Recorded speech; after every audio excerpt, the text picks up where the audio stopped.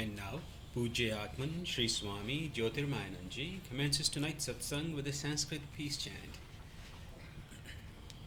Om Purnamadaha Purnamidam Purnat Purnamudachyate Purnasya Purnamadaya Purnamevavashishyate Om Shanti Shanti. We begin with mystic song by Sri Swami Lalitananda, played and sung by Sri Swami Umananda, Rajneesh and Sri Niranjan. Our song tonight is based on a poem by Swamiji. It's called O Thou Divine Wisdom.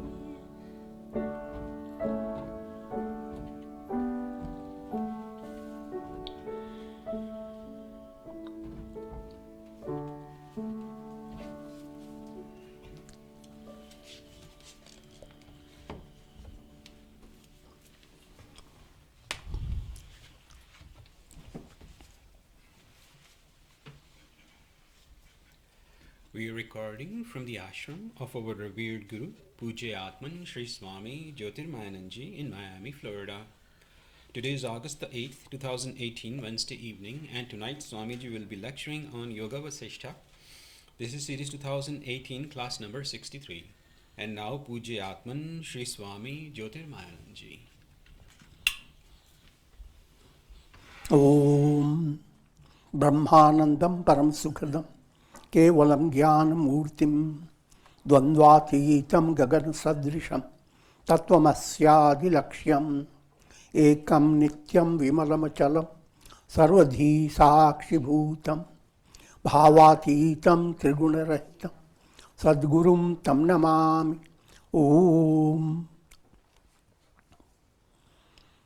Adorations to Sadguru, who is Brahman, the giver of supreme bliss, embodiment of pure consciousness, one without a second, vast as the ether, infinite, eternal, beyond the three gunas and their modifications, the supreme preceptor. Yoga Vasistha, Utpatti Prakarana, section 67, and the same old topic.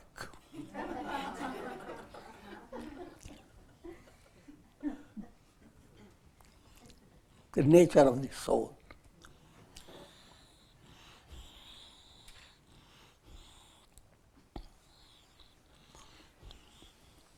One might say that the vast sky supports the growth of a tree, since it does not offer any obstruction to the latter's expansion.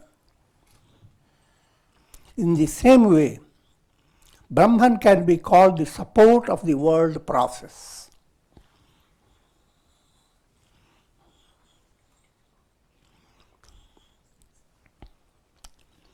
Brahman is untouched by the world, while at the same time, Brahman allows the entire world process to grow and expand. Subtle insights are being given in a very allegorical language.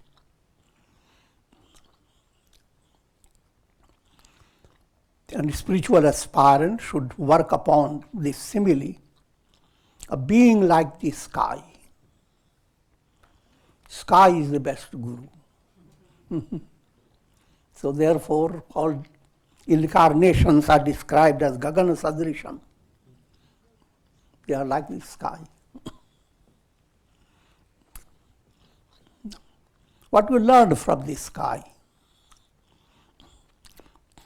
Firstly, the sky doesn't complain.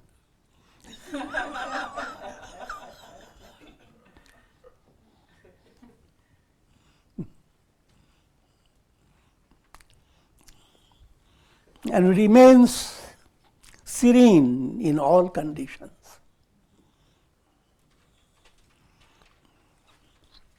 Storms come in, lot of lightning, thunder, terrifying forces,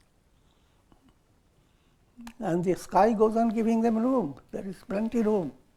Come more. Don't be a miser.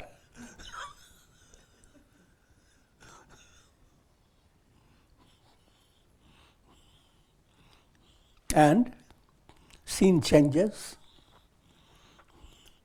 and you have silvery clouds, shimmering light, lots of wondrous drama going on in the sky.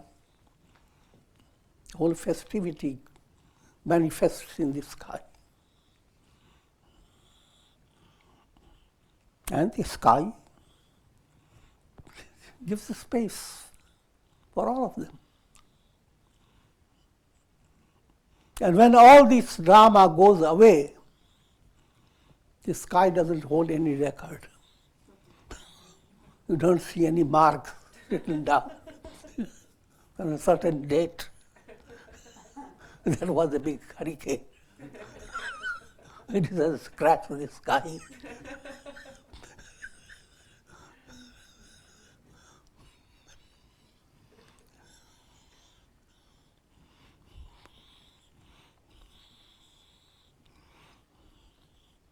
try to assimilate it in a profound way. The deeper I am in you is the sky. It has permitted all fruits of karmas. Fruits of karmas, and the whole world process grows like a big tree. Tree grows. In poetic long language, the sky welcomes the growth, allows space for its branches to grow. But that's just a poetic allegorical language. The sky doesn't have to do that.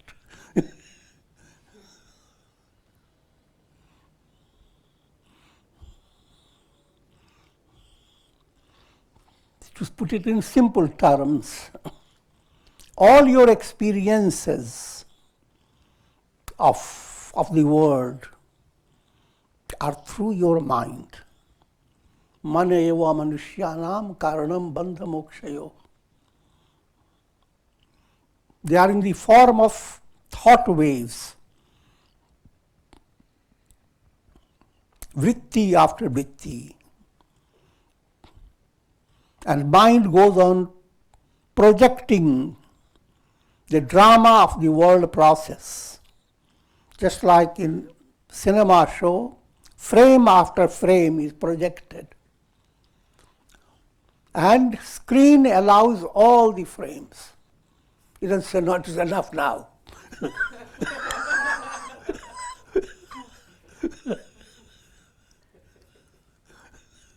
Because screen has no conflict with them.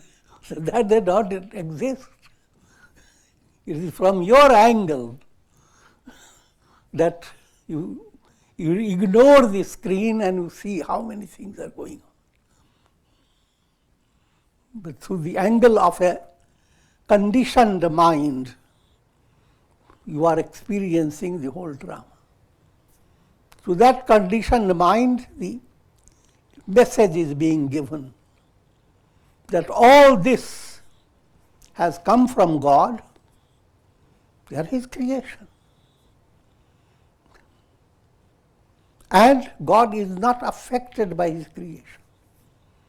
Creation comes and dissolves, comes again.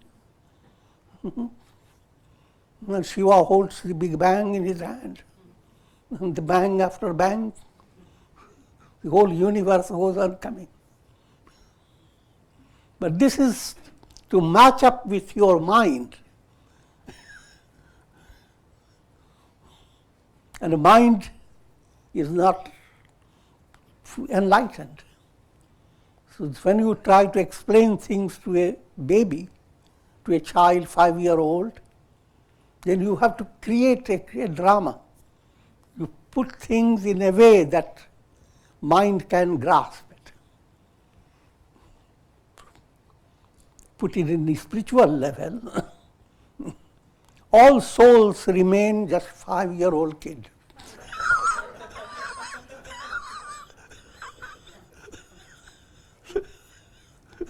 More or less. The exceptions are those who have done good karmas and who have developed aspiration. But majority remain like kids. Therefore, great teachings are given in the form of allegorical way, how the whole tree grows, so vast. And if you think of the world system that you study, it's so big. Think of a ray of light coming into your room through a window hole. In that you see a beam of light and you see thousands of dust particles scintillating. Consider each dust particle as a cosmos. Now can think of it. If this, a little portion of this earth seems to be so complicated. Day and night you are involved with news breaking, news breaking.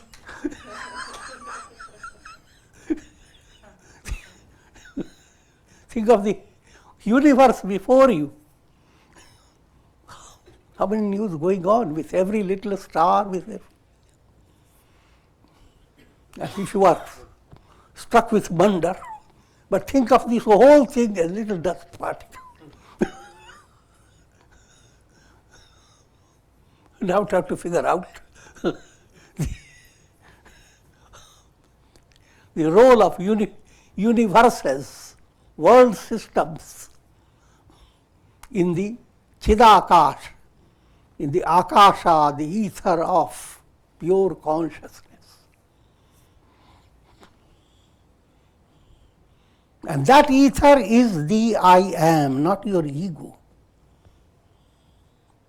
So, as long as you are bonded with your ego, you are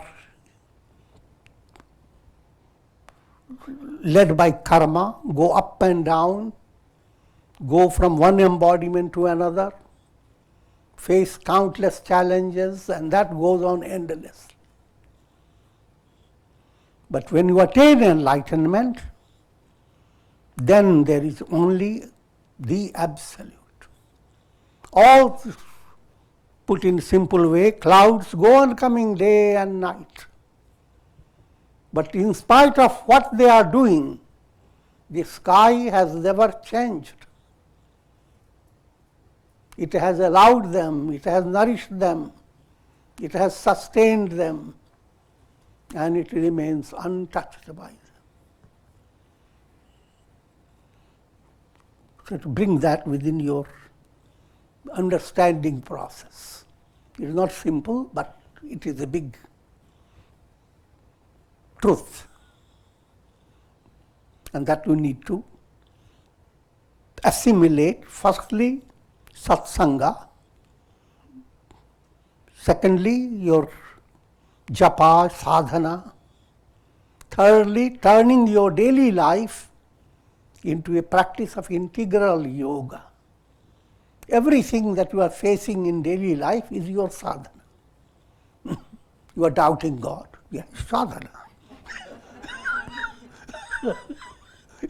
Every challenge you face with a sensitive heart to understand what is it all about, how to live better, and with a profounder understanding that you are under the umbrella of God's love.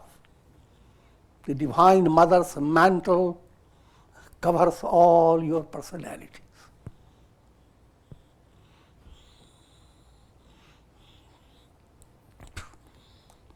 If you lack that, you become demented.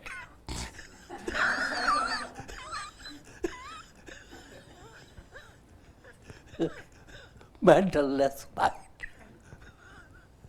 I'm joking.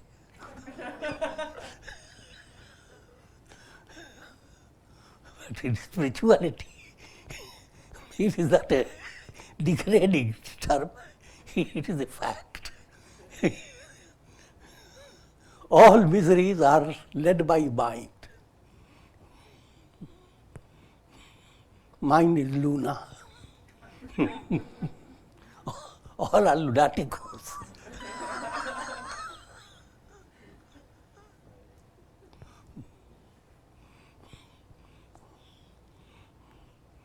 Only Shiva keeps this Luna completely under control. That's the healthy state. But wherever you turn, you are trapped by mind's waxing and waning.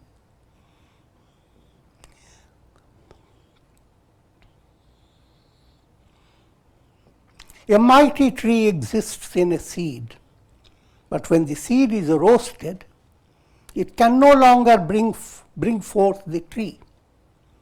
In the same way, the world tree exists in a subtle seed state in the chitta. Chitta is mind. But when the light of wisdom roasts the seed of the world process, the soul attains release. It can no longer enter into the illusion of the world process. See, in one paragraph, what has been given is actually a whole volume. Style of the scriptures. And people reading them, they look over it, there's nothing interesting. Let me see what's happening now.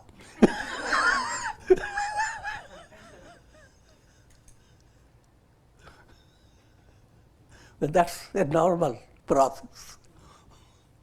Whether you study scripture in a very hasty manner, still you are grasping certain things that will touch your heart. But the ideal is to go deep into the understanding. But now, let me give you the deeper meaning.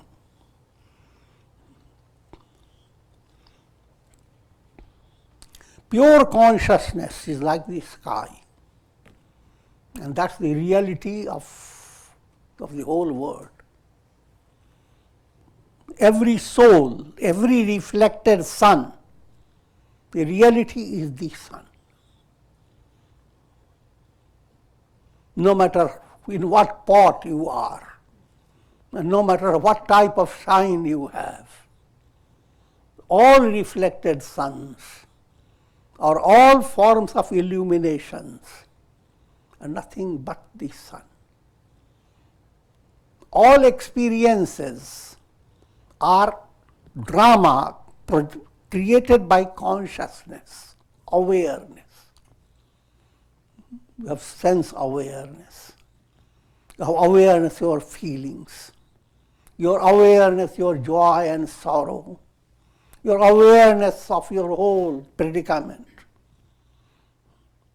Behind all that is what is invariable factor? Awareness. Chaitanya. That Chaitanya is the sky.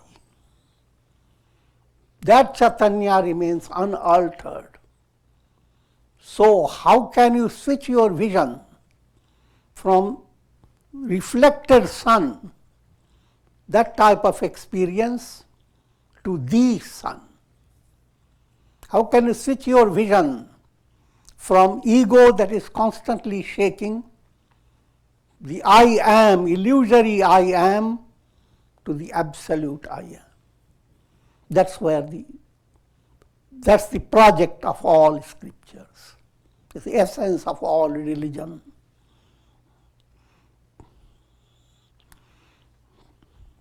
Now, coming to a more practical way to understand.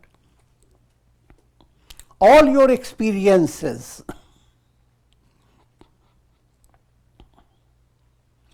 they proceed from your vasanas.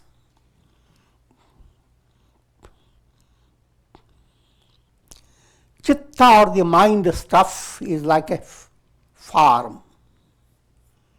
In that chitta mind stuff, you are sowing seeds.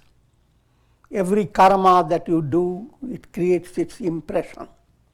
Every experience you have, you forget about it. The mind doesn't. It has a special apartment. Without your knowing, it packs up the impression. And those impressions that are packed up, they are in two stages. Impressions that are extremely subtle, seed state called samskaras. Samskaras don't give you trouble. In a farm, seeds go deep into the earth, and sometimes a whole year may pass and those seeds remain sleeping. Later, through some storm and some type of happening, those seeds come up. I'm giving you this allegorical to understand samskaras. The samskaras don't bother you. Those seeds that have come to the stage of moving from unconscious to the conscious. In the beginning, the samskaras come in the form of vasanas, They are called vasanas. Your mind just begins to smell it. First you don't know what you are thinking, what your plans are. Now turn your attention, turn your nose to your vasana. And then firstly you get a little smell. But now it begins to develop more character. So let me not dramatize too much.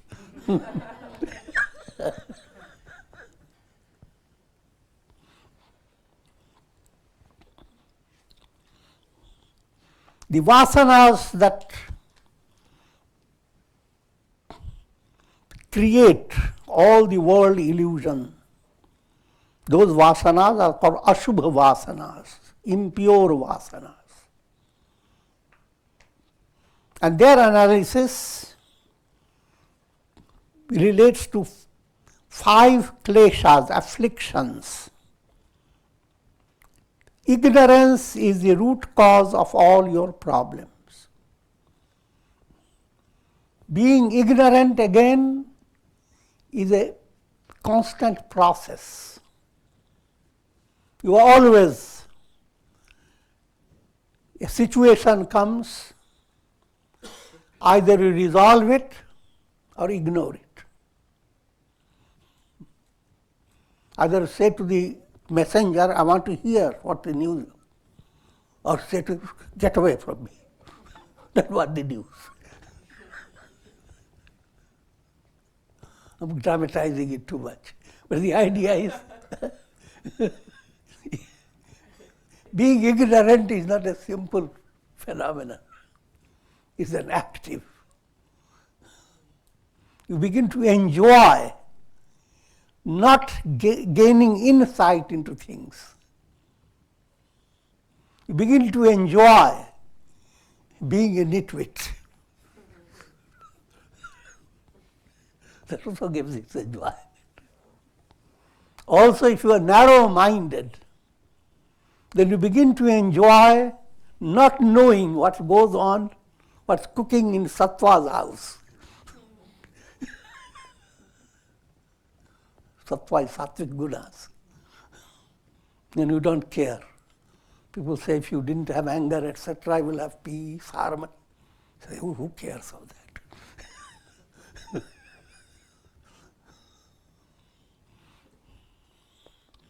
So these vasanas come under in 5 categories or 5 stages. In children, the vasanas are prasupt, dormant. All children look alike. And you cannot determine what type of vasana is operating through them. Therefore, being childlike is described as the goal of life.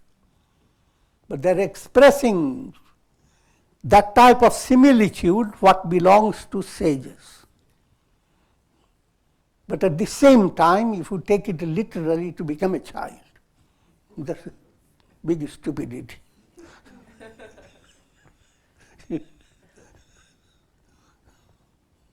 Be childlike, but not childish. Be a Buddha, not a Buddhu.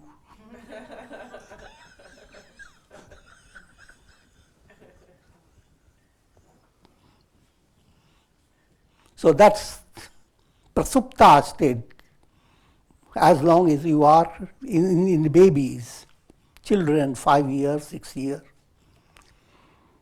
Now those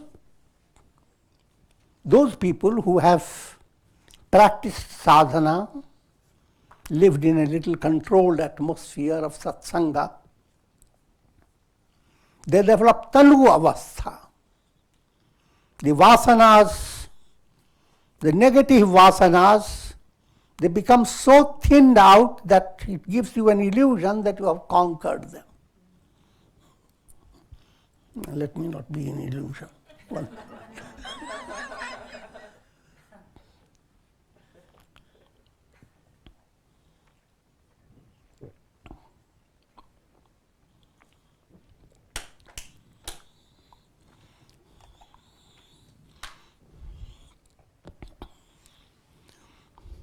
gross illustration is given of if you put a poisonous snake in a refrigerator, it becomes so harmless you can wear the snake on your neck. It's harmless, it's beautiful, soft, tender.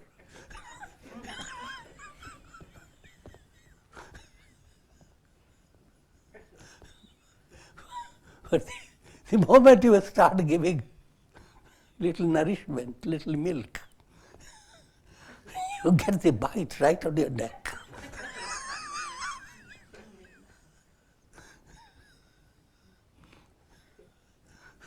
That's how scriptures are presented, through parables, through similes.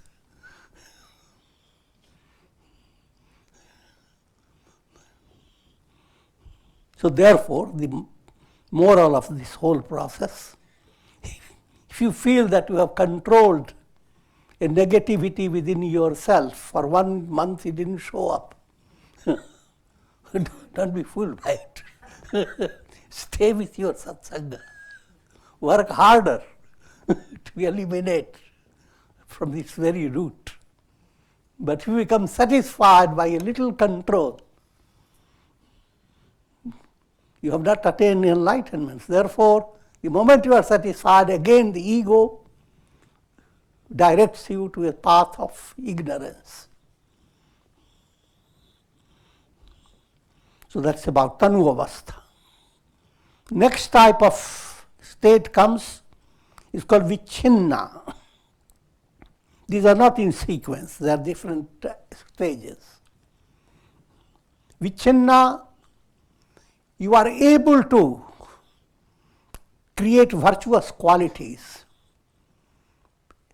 At the same time, your negative qualities continue also.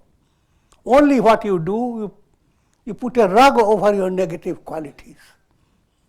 The virtuous qualities become the rug, and negative qualities go under.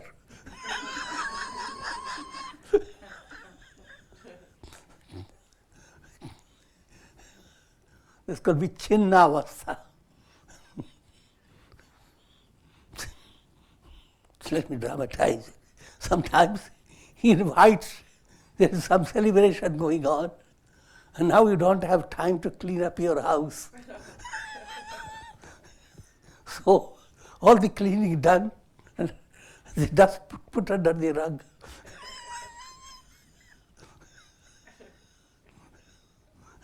And you get the whole crowd come in.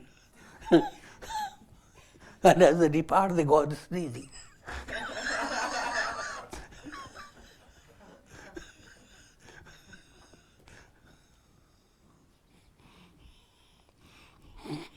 Again, in simple terms,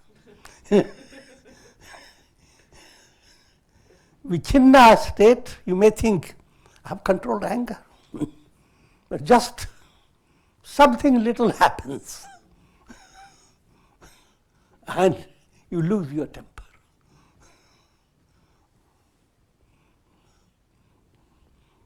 If you are sensitive, you will recognize your mistake.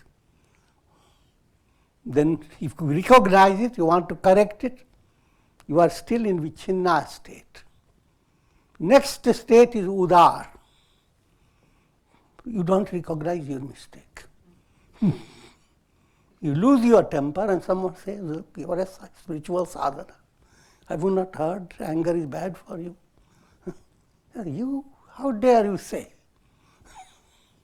I'm angry. Look at me.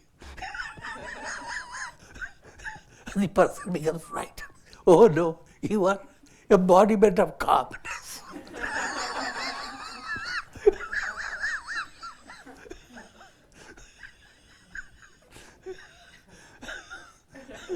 And you enjoy that type of popularity.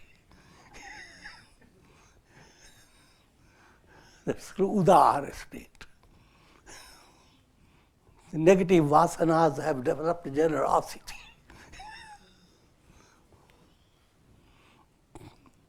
But what's needed? What's needed is, as you begin to control your vasanas, first stage you come to vichinna.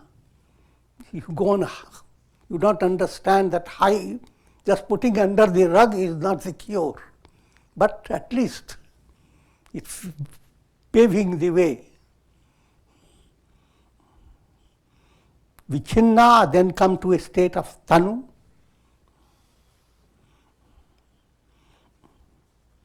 And then you are coming to final state. Dagdha bija.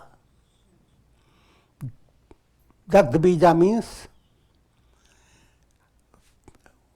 when a person attains enlightenment, enlightenment means that type of understanding that cannot stay with illusion.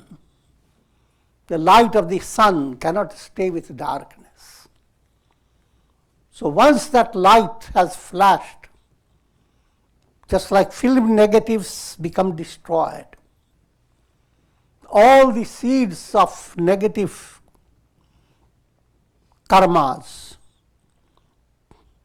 they become roasted seeds. Now can watch your cinema show with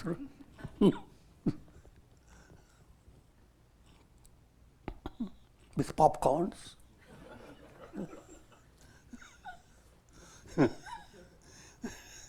Roasted seed vasana allows you to live in the world happily because you are not going to create karmas.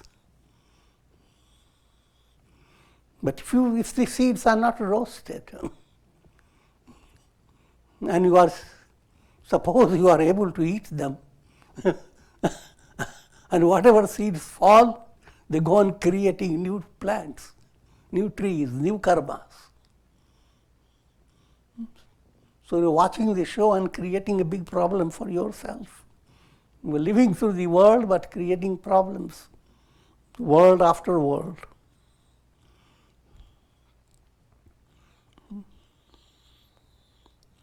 So this is what is referred. The soul attains release.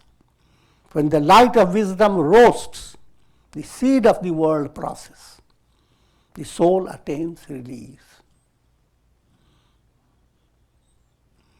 It can no longer enter into the illusion of the world process. Sri Rama said, O divine says, it's a great wonder that this world, though non-existent, appears to exist. Though petty and limited, yet it appears to be an expansive, concrete reality. This always puzzles human mind. Though in divine plan, you have very simple way nature has given you these lessons. What I'm leading you to understand, when you dream, how within a moment while you are in your bed, you enter into a world, vast world. A world where you have gone through a big past, facing an amazing, suspenseful future, and facing predicaments, sometimes very unpleasant predicaments, going through accidents, encountering terrible spirits and so forth, whatever. I don't have to go through that. But all that is happening in your dream. And when you wake up, your mind holds no problem about it. But when you are told the world is illusion, then it gets a problem.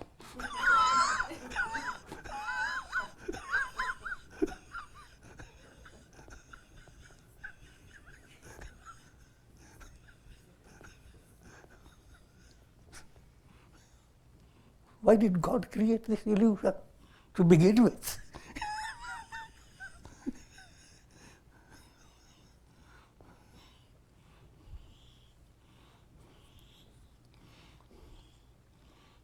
So just like as easily you understand the dream to be illusory, at the same time you have no conflict with the fact that in your dream you go through horrible situations. No matter whatever is, the dream is illusory, but that doesn't come to your assistance.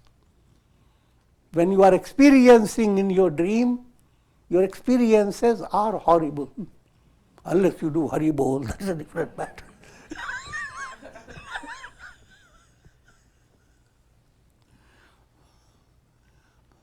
The message behind it,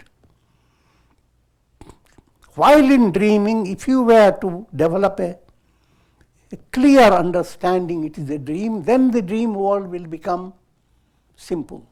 You live through the dream and inwardly you are enjoying zero drama. You become nutcut. You are yourself dancing through all those. Imagine how humorous it is. If in your dream you come to that insight that everything in that world is yourself. The bird comes near you, that's you. Mosquito comes, buzzes in your ear, yes, that's you.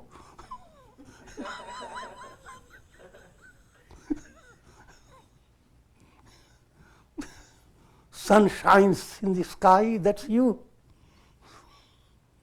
The entire dream world is you dancing in countless names and forms. You are the nut. That means dancer. Doing cut, creating a show.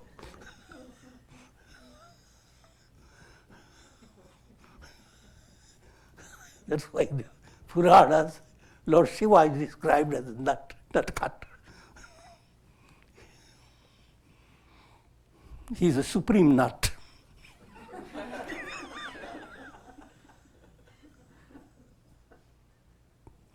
Just like you are the supreme nut for your dream.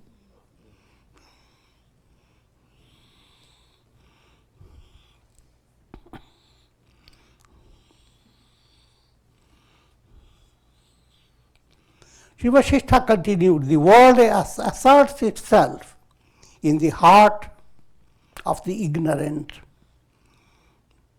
much as a non-existent ghost terrifies a child by assuming a terrible form before his eyes.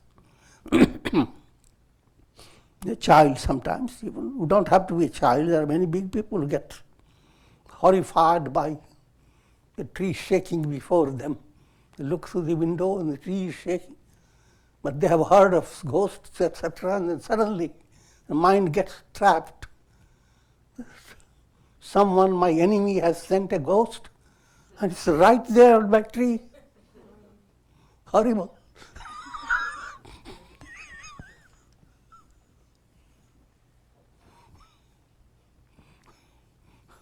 Go after someone who knows about this science of ghosts and can drive the ghost away.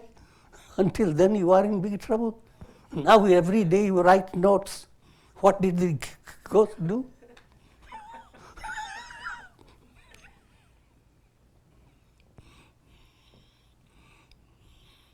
So all that is happening without any reality behind it. Same from a profound point of view. Your heart is being impacted by things that are not they are illusory.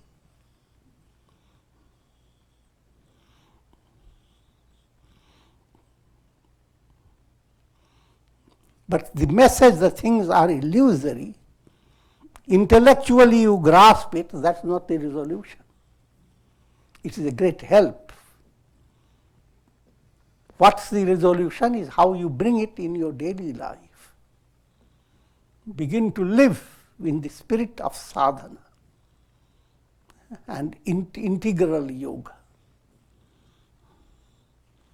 and go on discovering that deep down you are unshakable reality. If you can't handle them, then develop another way of looking. Deep down you are in the hands of God. A motherly support is sustaining you, whose love is boundless. With that, allow to face your challenges, keep the mind positive, and enjoy seeing how negative situations have come and gone. And what you consider black clouds, they become the joyous expression.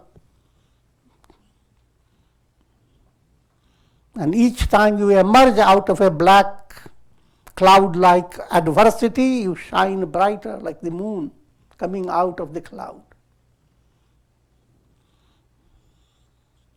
So that process goes on until you come to that stage, Aham Brahmasmi.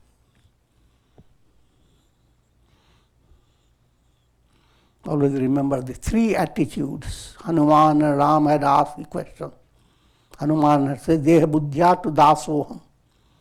As long as you are gripped by bodily reality, view yourself an instrument in divine hand. Leave all the worries of the world in divine head. Let him worry about it. You are only a servant. The servant doesn't have to look into the economical condition of the master. A joke.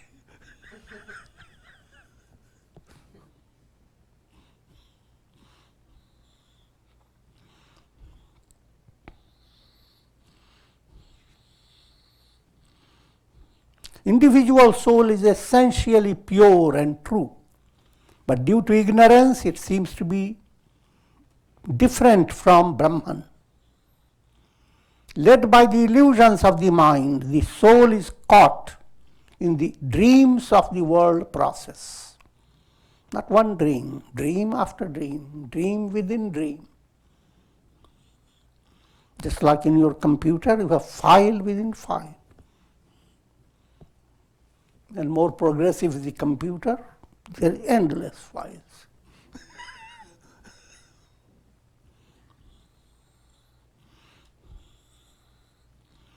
Burdened by the complexes of the mind, the soul is unable to discover its essential nature. But led by self-effort, through numerous embodiments, it becomes inclined to spiritual enquiry into who am I. As a result, it recalls its essential nature as Brahman. To simplify this again, 3 stages, 3 obstacles you have to remove to wake up from the long dream of the world process. The first is called mala, gross impurities. Anger, greed, hate, all these that are very practical reality. Everything in the world nourishes all these impurities if you do not face them with proper attitude. That's mala. The cure for mala is karma yoga.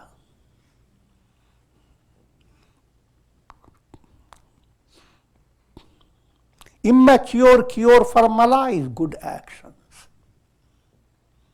That's kindergarten cure. But everybody has to grow from kindergarten state. Any virtuous action that you do is helping you. But you have to grow up in your virtuous action. Virtuous actions should become a kind of adoration to God, not with the desire of holding on to worldly pleasures. You're doing virtuous thing with this idea, I will be more prosperous because I'm giving so much charity. Then that is not removing your mala. You are developing a lot of ego. Same virtuous action. May I develop love of God. Your attention has switched. Then that type of movement becomes yoga. First it is just karma, punya karma, good karma. But now with this attitude of sublimating your impurities, then it becomes karma yoga. All that you need is put God into it, love of God. Same action, the goal is not anything else but be loving towards God. Then mala begins to move away. Next, vikshepa. As your attention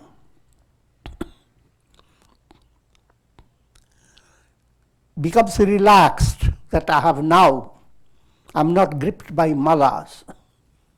Now your attention goes into the source of malas, the subtle seeds that we have just explained, the sprouts called vasanas. And vasanas are removed effectively when you grow in bhakti yoga. You allow shubha vasana, prem, love of God to emerge in your heart. All this while you are doing, in your world relations, nothing changes. Your attitude changes.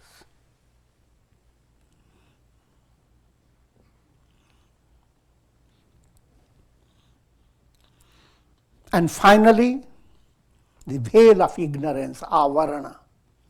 That avarana is removed by tattva gyan, the intuitional knowledge, aham brahmasmi. That's the ultimate goal of spiritual movement.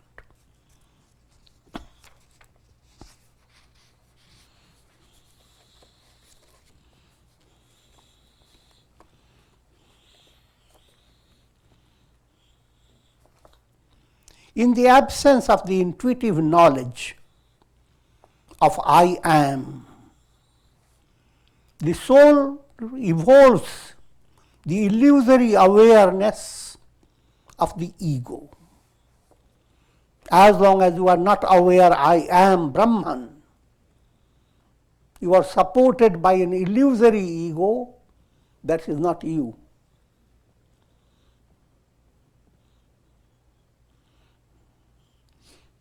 And that again can be simply understood. All through the day, ego supports you.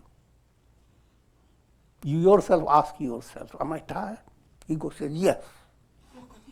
Am I inspired? Ego says, yes. You're more inspired than anybody.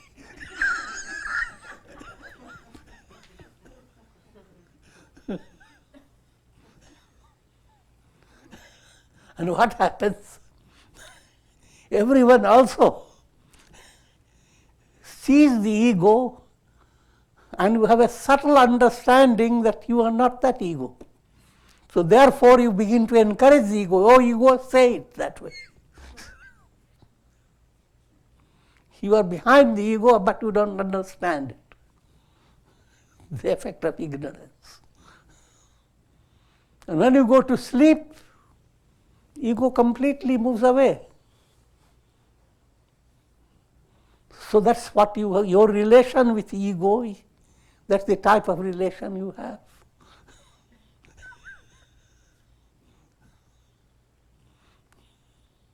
If this is properly understood, that's called vivek buddhi, vivek, discriminative knowledge.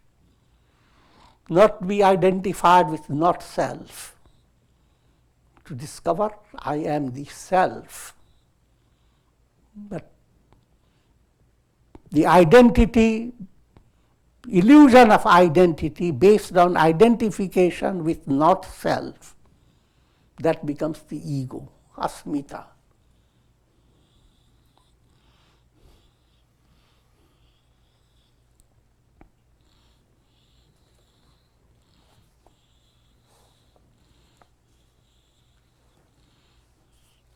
In fact, the physical body and all its realities are projections of the mind. The revelation of the fact that I am the subtle body and not the physical body is of immense importance. But it is still more wondrous to discover that even the subtle body is nothing but Brahman, the Absolute. Turn your attention to what I give you in the Om Upasana. First stage, focusing your attention, pursuing with who am I. First stage, I am this body. But now what Vedanta tells you, stay with it. Bravo. But try to figure out what the body means. Your body is inseparably related to the universe. So if you are saying, if you are in the ocean saying, I am that wave, you are pointing to the whole ocean. So even from the physical level, begin to understand that your body is composed of universal elements and you are linked to the universe. If the breeze didn't blow, if the air was not there, if water was not there, space was not there,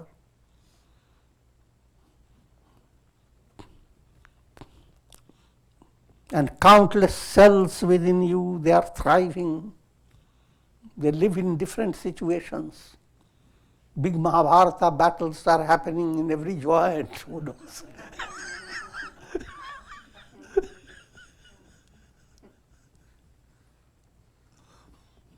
And all this is linked to the whole universe. If you follow that, that's called simple terms. Identified with body, you call Vishwa. That Vishwa within you, body identity, I am universe. The entire physical world. Therefore relax your mind and enjoy the thrill. That how the whole world of matter has poured itself to create you in divine hand. Instead of worrying about garbage. I'm joking. And when you are becoming mature, come to next level. When you say, I am the body, what do you mean? This experience is coming through your nervous system. Paralyze your nervous system, and where does the body go?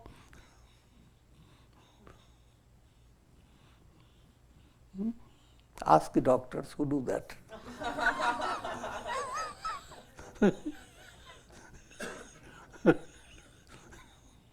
Doctors who deal with brain surgery. You will tap in one center of the brain and you work in one way. Tap in another, your experience changes. So what's operating through your brain is a subtle energy. Like subtle energy is coming through the balls, electrical bulbs or various technical machineries. So the whole brain system is kind of machinery, fed by a special energy. That's what we call subtle plane, subtle body.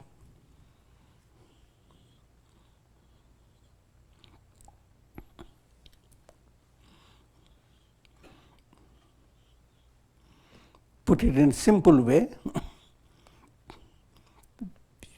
you come to realize I am mind.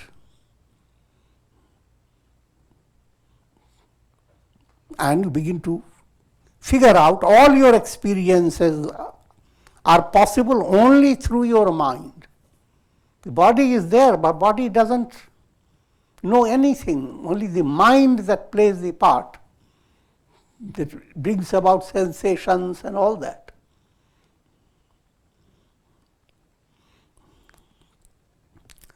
So you come to that level, I am mind, and that described as, if you are thinking in an individual way, it's called tejas. I am tejas.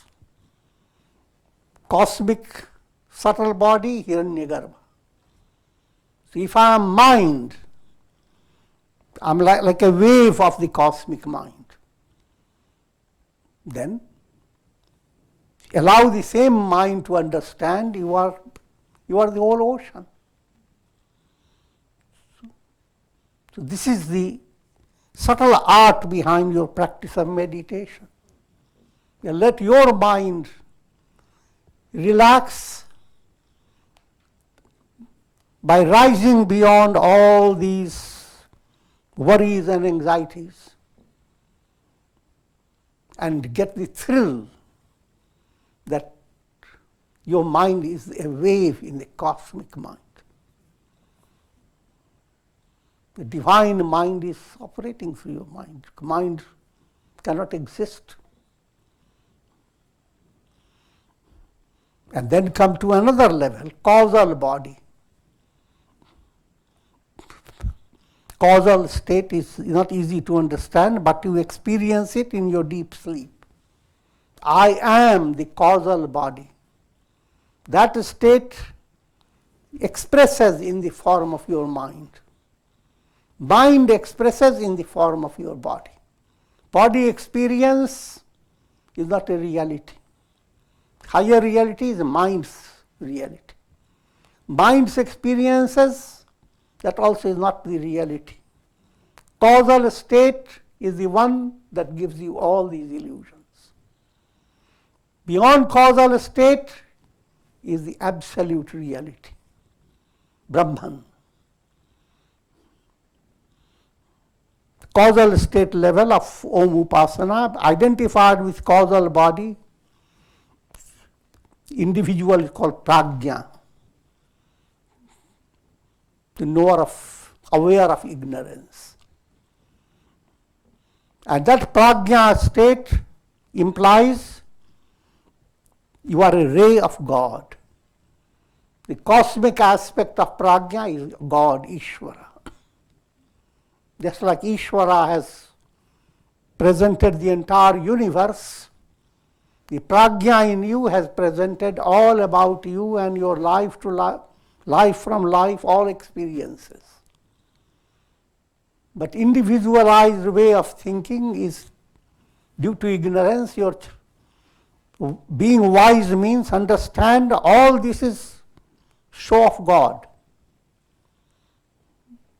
not a separate ego. So in three planes, you unify yourself with the universe.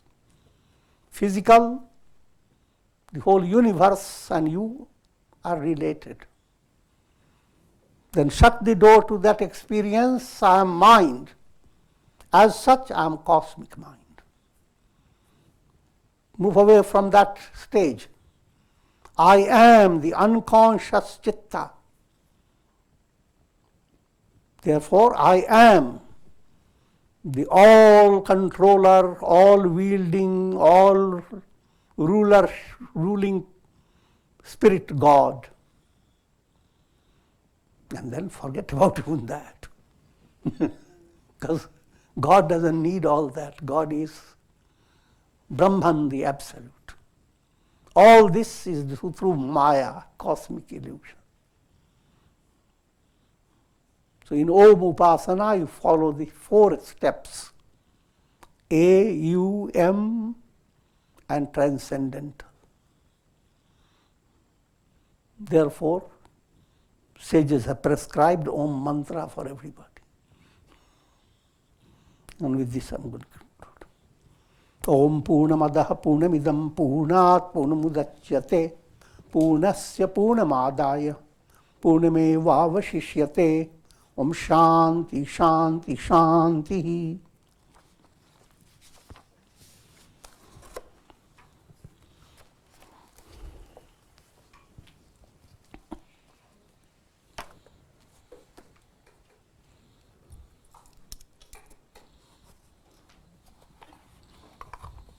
Thank you, Swamiji. If anybody has any questions regarding this lecture or any other lecture, please raise your hand and we'll pass you the mic.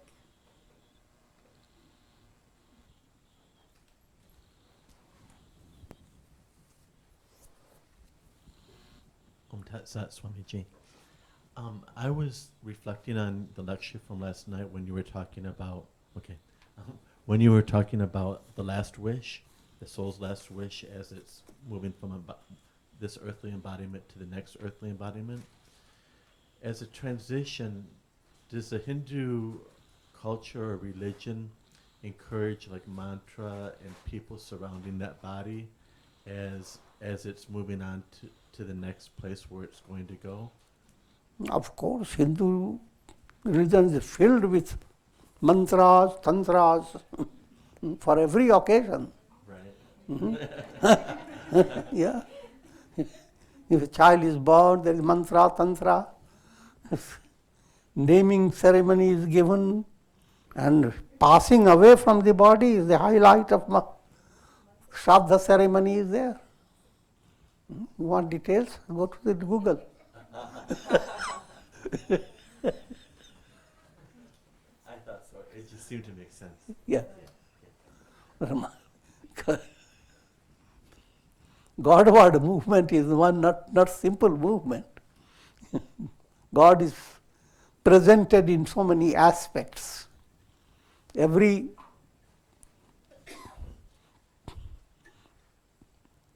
form of worship, whether you do mantra, tantra, or do fasting, or japa, or meditation, or visit pilgrimage places, behind all that there is a simple, just like regaining health.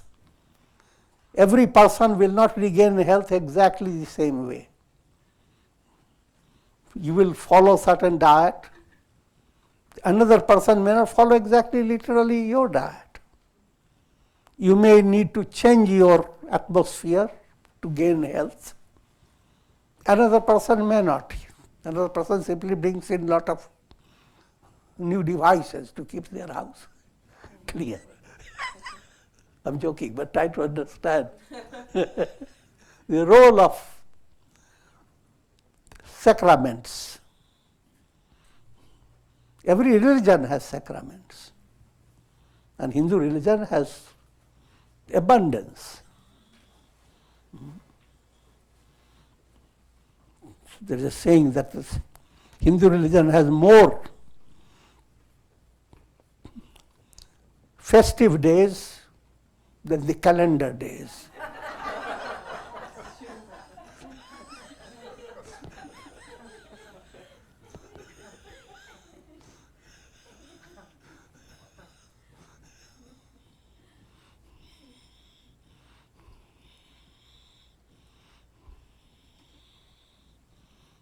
Okay.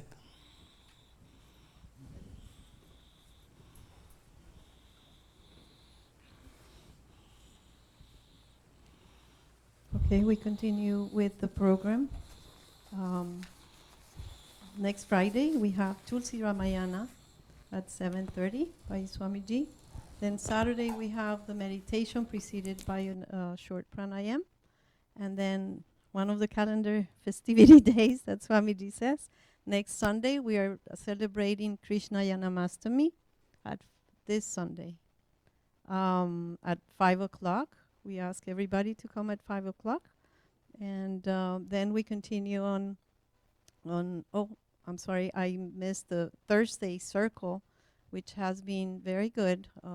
Many people come, and we have a lot of talking, and we are open to discussion for the led by Narayan, a young devotee from Swamiji.